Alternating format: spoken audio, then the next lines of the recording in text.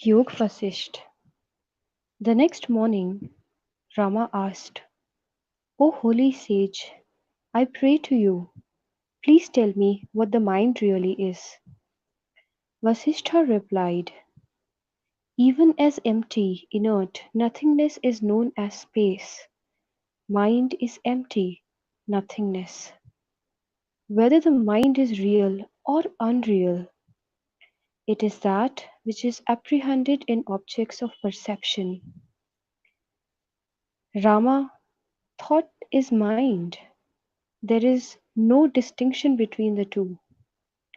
The self that is clothed in the spiritual body is known as mind. It is that which brings the material or the physical body into existence. Ignorance, samsara, mind stuff, bondage, impurity, darkness, and inertia are all the synonyms. Experience alone is the mind. It is none other than the perceived.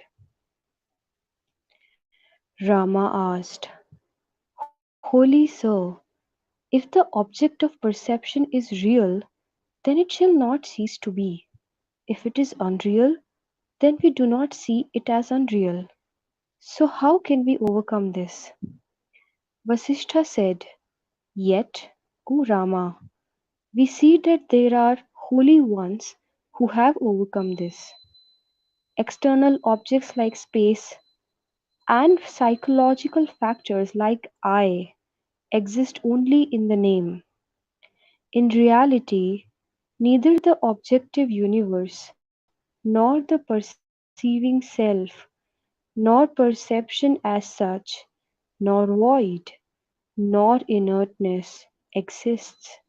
Only one is cosmic consciousness. In this, it is the mind that conjures up the diversity, diverse actions and experiences, the notion of bondage and the desire for liberation. Rama asked, O holy sage, what is the source of this mind?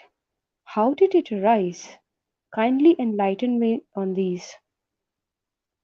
Vasishtha replied, After the cosmic dissolution and before the next epoch dawned, the entire objective universe was in a state of perfect equilibrium. Then there existed the Supreme Lord, the eternal, unborn, self effulgent, who is the all and who is the omnipotent. He is beyond conception and description, though he is known by various names like Atma. These are viewpoints and not the truth. He is, yet he is not realized by the world. He is within the body too, yet he is far. From him emerged the countless divinities like Lord Vishnu, even as countless rays emerge from the sun. From him emerge infinite worlds as ripples arise from the surface of the ocean.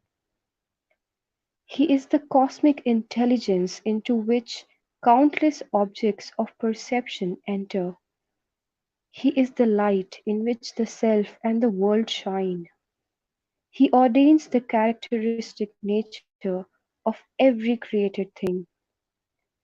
In him the worlds appear and disappear, even as a mirage appears and disappears repeatedly. His form vanishes, but his self is unchanging. He dwells in all.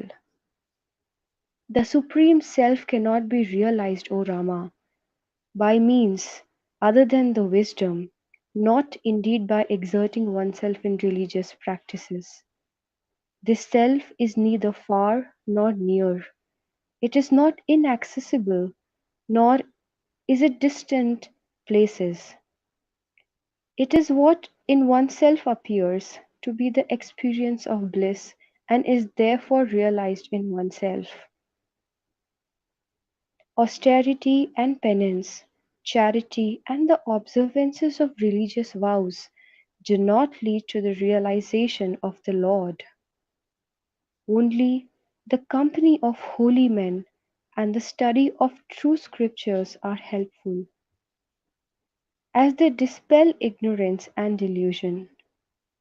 Even when one is convinced that this self alone is real, one goes beyond sorrow on the path of liberation.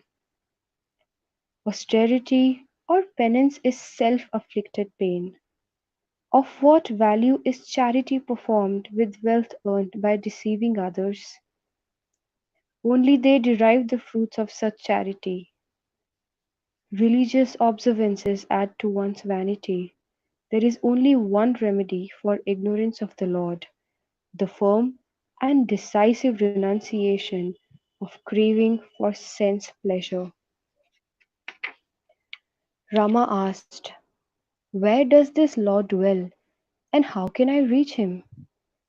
Vasishtha replied, "He who has been described as the Lord is not very far.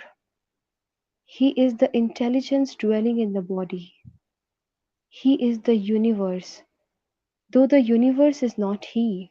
He is pure intelligence."